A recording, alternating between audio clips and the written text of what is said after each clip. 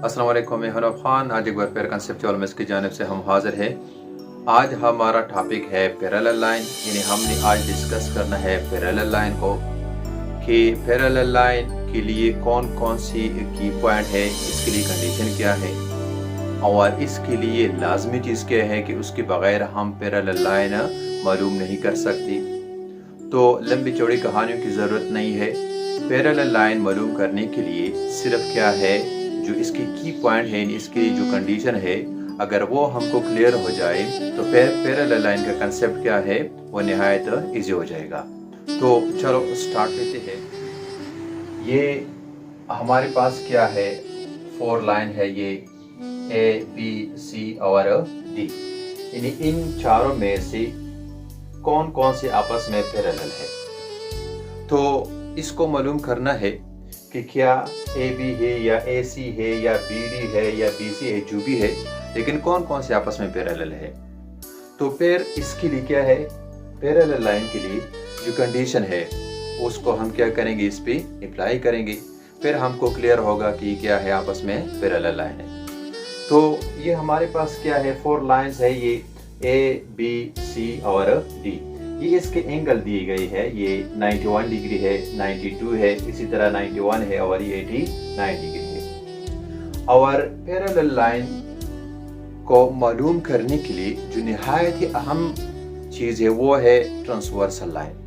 Transversal line क्या होता है, इस तरह ये 5th वन है, ये वाला, इसको कहते हैं ट्रांसवर्सल लाइन। ये क्या हमारे पास ट्रांसवर्सल लाइन है, यानी ट्रांसवर्सल लाइन के जरिए हम पैरेलल लाइन को मालूम कर सकते हैं। अगर हमारे पास ट्रांसवर्सल लाइन नहीं है तो पैरेलल लाइन को मालूम करना नहायत क्या होगा, मुश्किल होगा। तो इसलिए ट्रांसवर्सल लाइन क्या है, नहायत अहम है। तो ये क्या है, इसको कहते हैं ट्रांसवर्सल लाइन।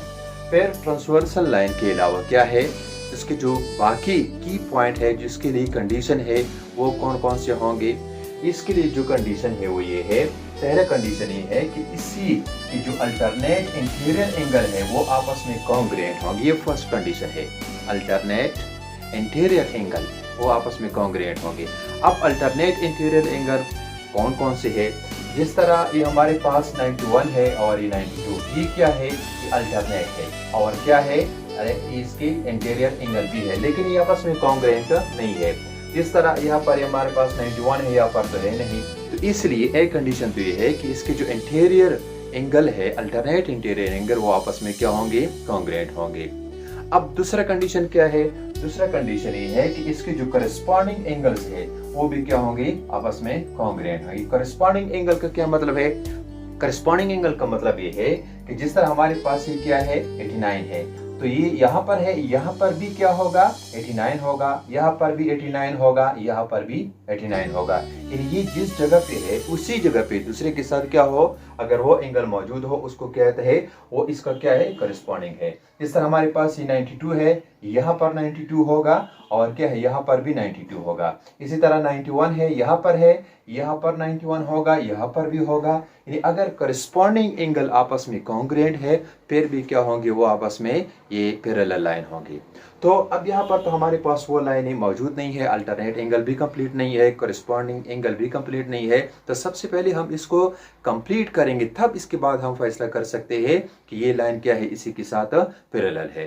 तो इसको कंप्लीट करने के लिए हमारे पास ये क्या है, जिस तरह ये 91 है, यहाँ पर क्या होगा, यहाँ पर भी 91 होगा, ये क्योंकि ये क्या है, आपस में वर्टिकल एंगल है। इससे पहले एक थ्योरम को प्रूफ किया था कि अगर दो लाइन आपस में एक दूसरे को इंटरसेक्ट करे तो फिर इसके जो है वो आपस में कॉन्ग्रुएंट होते हैं। इसलिए 91, यहाँ पर भी 91 है। तो इसी तरह ये जो हमारे पास क्या है, 92 है, इसका वर्टिकल एंगल ये भी क्या है, ये भी 92 होगा। इसी तरह ये 91 है, इसका वर्टिकल एंगल ये भी क्या है, 91 होगा। ये 89 है, यहाँ पर क्या होगा, ये 89 होगा। तो अब दूसरा क्या है, इसको अगर हम कंप्लीट करें तो ये क्या है, 91 है और ये हमारे पास एक स्ट्रेट लाइन है। पहले भी हमने इसको प्रूव भी किया था कि एक स्ट्रेट लाइन जो होता है वो 180 के बराबर होता है। तो इसलिए ये जो हिस्सा है 91 का है और ये जो बाकी हिस्सा बचता है ये क्या है, ये हमारे पास होगा 89 89 का होगा ये। इसी तरह ये जो हमारे पास 92 है, ये एंगल क्या होगा, ये 88 के बराबर होगा। इसी तरह ये 91 है, ये भी क्या होगा, ये हमारे पास 89 होगा। इसी तरह 89 है, ये क्या है हमारे पास, ये 91 होगा। और बाकी ये जो है ये 89 है, इसका वर्टिकल क्या है, ये भी हमारे पास क्या है, ये 89 का होगा। ये 88 है, ये भी क्या होगा, 88 होगा। इसी तरह 89 है, ये भी क्या है वर्टिकल एंगल, ये भी 89 होगा। 91 है, अब ये क्या है, ये भी 91 होगा। तो ये तो एंगल भी कंप्लीट हो गई। इसके बाद इसको चेक करना है कि इसके जो अल्टरनेट इंटीरियर एंगल है कौन कौन से आपस में कॉन्ग्रुएंट है। तो अगर हम यहाँ चेक करें कि ये हमारे पास 91, 92 ये दो लाइन तो आपस नहीं है। इसी तरह ये 92 और 89 ये भी कॉन्ग्रुएंट नहीं है। ये क्या है हमारे पास 89 और 91 ये भी कॉन्ग्रुएंट नहीं है। दूसरे के साथ चेक करना है, अगर हम यहाँ चेक करें कि ये हमारे पास जो 91 है और ये भी क्या है 91, ये 91 है और ये भी 91 है। ये क्या है अल्टरनेट इंटीरियर एंगल है, ये तो कॉन्ग्रुएंट हो गई। इसी के बाद जो हमारे पास दूसरा कंडीशन है कि करस्पॉन्डिंग जो एंगल्स है वो भी कॉन्ग्रुएंट होंगी। करस्पॉन्डिंग का मतलब है कि यहाँ पर 91 है, ये भी क्या है 91। इसी तरह ये नीचे लिखा है 91 और ये भी नीचे लिखा है 90, ये भी क्या है आपस में कॉन्ग्रुएंट है। तो इसलिए हम कह सकते हैं कि ये जो हमारे पास लाइन ए है और जो लाइन डी है ये आपस में क्या है, ये पैरेलल होंगे।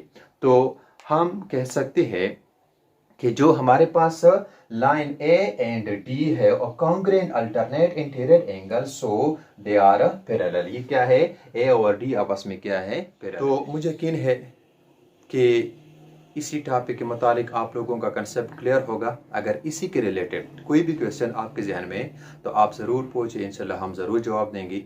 तो नेक्स्ट वीडियो में हम दोबारा भी हाजिर होंगे, तो तब तक के लिए इजाज़त दीजिए। ओके, खुदा हाफिज़।